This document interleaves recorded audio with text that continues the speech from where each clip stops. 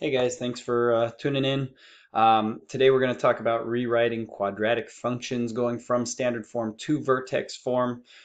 Today's essential question: how do I rewrite a function from standard form to vertex form in order to find the vertex? All right, so last lesson we talked about the different forms. There's factored form, standard form, and perfect square form. And from standard form, we can go either direction.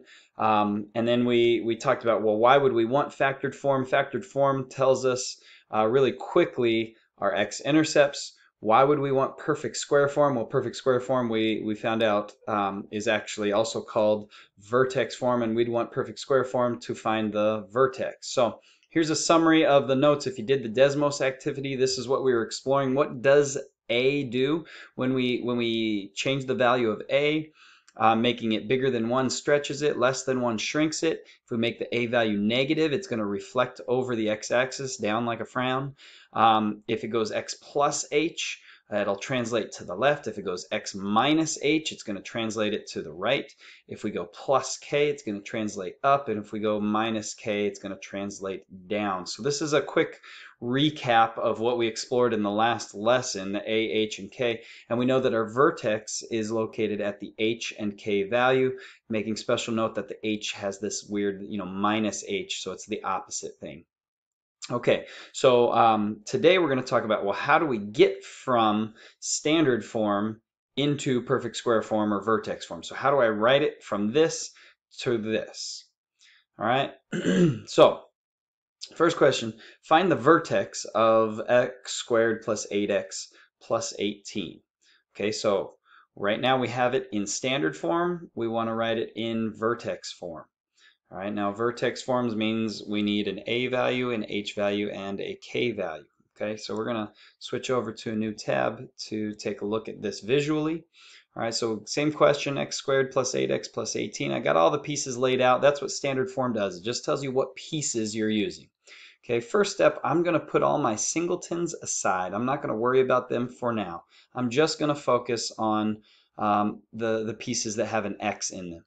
I'm going to arrange these, and the reason we called it perfect square form is because with these we can make a perfect square. So if I have 8 x's, I split them up evenly, 4 and 4, and so that creates this square that needs to be completed. What's going to complete the square?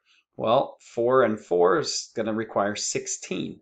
Okay, now down here I have 16 positives and 16 negatives because positive and a negative is what we call a zero pair. So I'm going to drag all 16 of these positives into our function.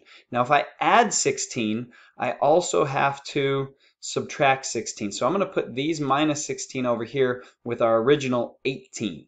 Okay, well, really we're pretty much done. We just got to combine some like terms. So let's describe our square here. Our square has a length of x plus 4, and on the top, x plus 4. So we know our square is an x plus 4 square. Now what's going on over here? Well, we originally had 18 singles, but then we brought in 16 negatives.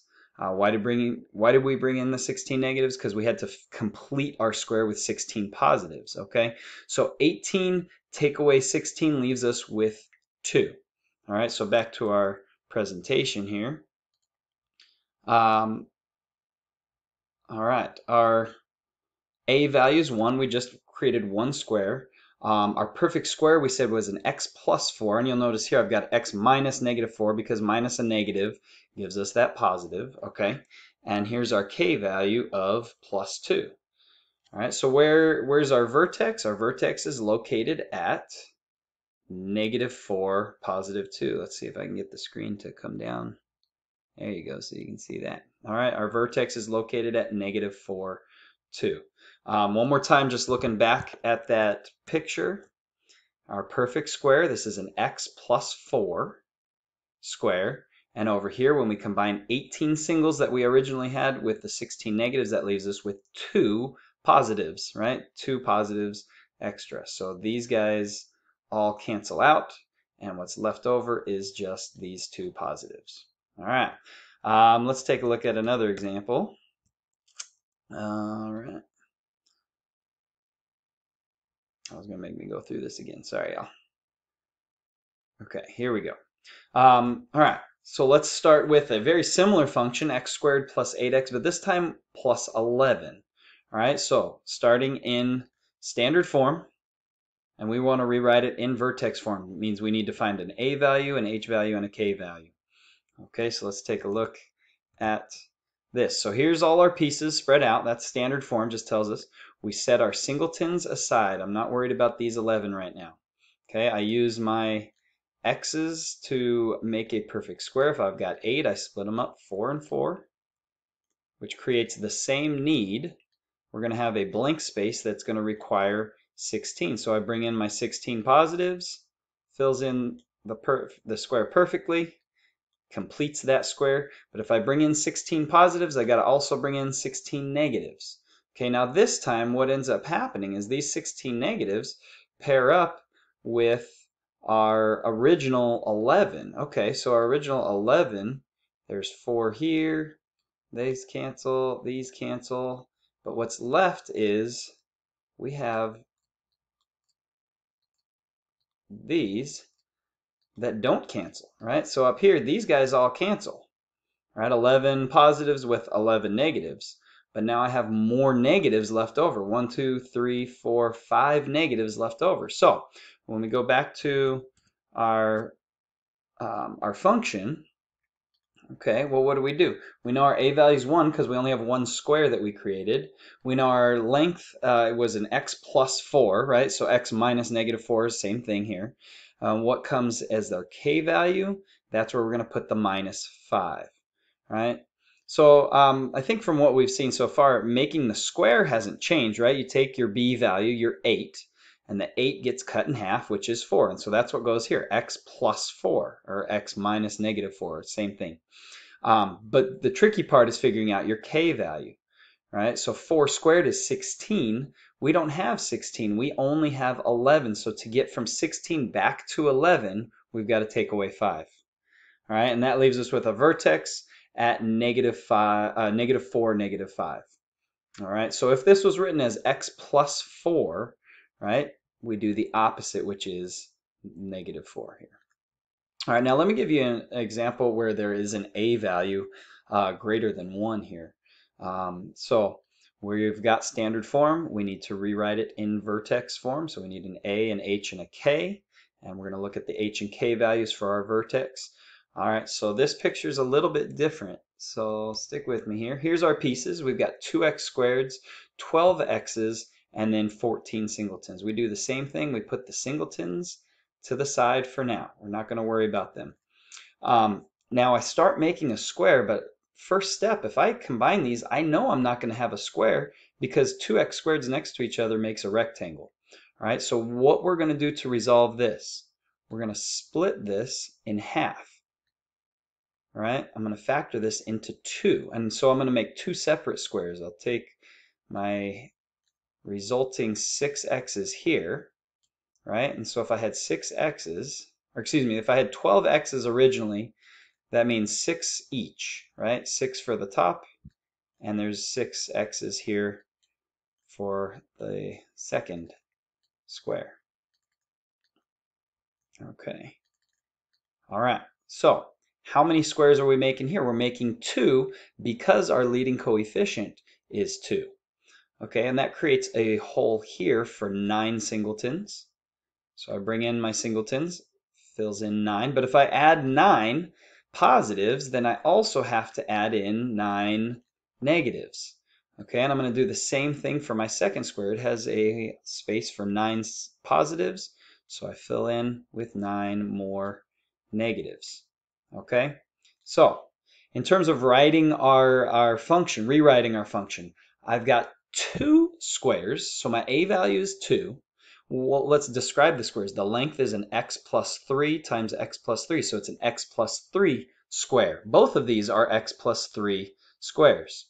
Okay, now I just got to figure out my k value. Well, I originally had 14 positives. I brought in 9 negatives, so I'm going to separate 9. Here's 8 and 9, okay?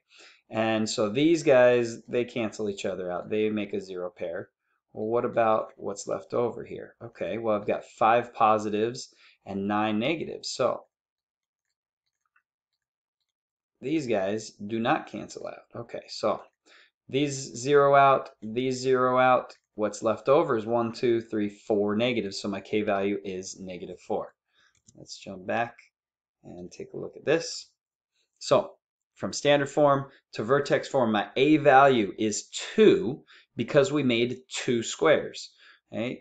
Shortcut there is just look at the A value in standard form. The A value is the same, 2.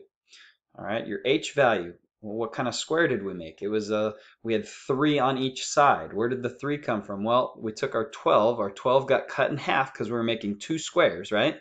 So we have 6x and 6x, and then that 6 got split in half because we got a length and a width. All right, so each is an x plus 3 square. And lastly, our K value. K value is -4. That's how many singletons we had left over. Where does this -4 come from? Well, if you think about -3 or 3 squared is 9, right? But we have 9 twice. 9 times 2 is 18, but we didn't have 18 singletons to begin with. So we have to go from 18 to get back to 14. We have to subtract 4. And so all that work brings us to our vertex, which is -3, -4. All right, I know it's a lot to take in, but I really like to support it with the visual here. Make a perfect square. What kind of perfect square is it? This is an x plus 4 squared. There's your H value. Now you just got to figure out your singletons, okay? We used 16 singles, but we have 18, so we have 2 left over. To get from 16 to 18, you add 2.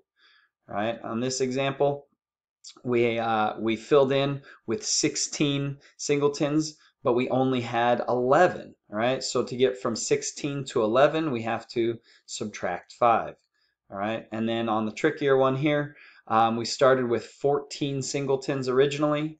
We filled in 9 on the first square and 9 on the second square, which is a total of 18. To get from 18 back to 14, we have to subtract 4. So figuring out the K value might be the tricky part, but really it's not so tricky after all. All right, good luck. You got a couple questions on the Google quiz to practice. Good luck to you.